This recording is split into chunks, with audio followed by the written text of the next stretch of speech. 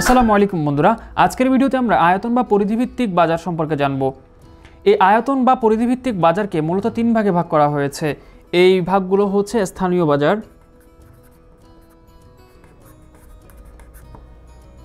এরপরে রয়েছে জাতীয় বাজার এবং তৃতীয়টি হচ্ছে আন্তর্জাতিক বাজার। আন্তর্জাতিক বাজার, স্থানীয় বাজার কাকে বলে? যে দ্রব্যের বাজার দেশের একটি বিশেষ স্থান বা অঞ্চলের মধ্যে সীমাবদ্ধ তাকে বলা হয় স্থানীয় বাজার। তাহলে দেশের একটি বিশেষ স্থান বা অঞ্চলের মধ্যে সীমাবদ্ধ। তাহলে এটি মূলত কিসের মধ্যে সীমাবদ্ধ? একটি দেশের অভ্যন্তরে। কেমন? একটি দেশের নির্দিষ্ট স্থান বা অঞ্চলের মধ্যে সীমাবদ্ধ। যেমন আমরা একটি অঞ্চলের বাজার হিসেবে আমরা এই ক্ষেত্রে বলতে পারি সবজির বাজার, আরও বলতে পারি যে মাছের বাজার। এগুলো কিন্তু একটি নির্দিষ্ট অঞ্চলের অথবা একটি স্থানের মধ্যে যদি এই ধরনের বাজার সংগঠিত হয় তাহলে আমরা সেটাকে বলবো কিসের বাজার? একটি স্থানীয় বাজার, মাছের বাজার একটি উদাহরণ। জাতীয় বাজার, কোনো দ্রব্যের বাজার যদি একটি দেশের সমগ্র স্থান বা অঞ্চল জুড়ে বিস্তৃত হয় তবে তার বাজারকে জাতীয় বাজার বলে।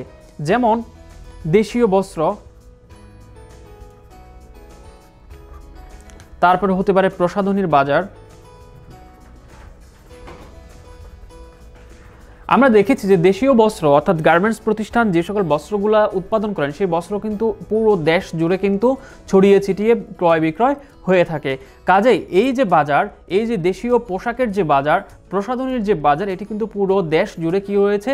ছড়িয়ে ছিটিয়ে রয়েছে। কাজেই এই ক্ষেত্রে যেহেতু তাদের অপারেশন এবং ক্রয় বিক্রয় পুরো বাজার পুরো দেশ জুড়ে রয়েছে, সুতরাং এই ক্ষেত্রে আমরা এই বাজারকে বলতে পারি জাতীয় বাজার।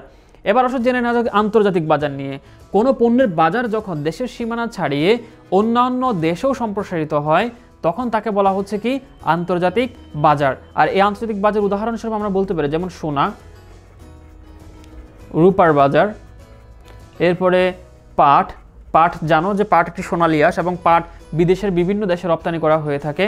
এরপরে আমরা বলতে পারি তেল ইত্যাদির বাজার। সোনা কিন্তু একটি আন্তর্জাতিক পণ্য, অর্থাৎ এটি শুধুমাত্র বাংলাদেশের বাজারে নয়, এটি আমাদের দেশের বাইরের যেমন দক্ষিণ আফ্রিকা এই কান্ট্রিতে কিন্তু সোনা বেশি উৎপাদন হয়। এছাড়া ডি ভিয়ার্স নামে একটি ডায়মন্ড উৎপাদনকারী প্রতিষ্ঠান রয়েছে। এই ডি ভিয়ার্স ডায়মন্ড উৎপাদন করে এবং সেটি ওয়ার্ল্ডের 90% তাদের ডায়মন্ডের যে প্রোডাকশন এবং ডায়মন্ডের যে সেল তারা নিয়ন্ত্রণ করে। তো এই ক্ষেত্রে দেখা যাচ্ছে যে তারা বিশ্বের বিভিন্ন দেশে তাদের যে ডায়মন্ড সেটি রপ্তানি করছে, বিক্রয় করছে।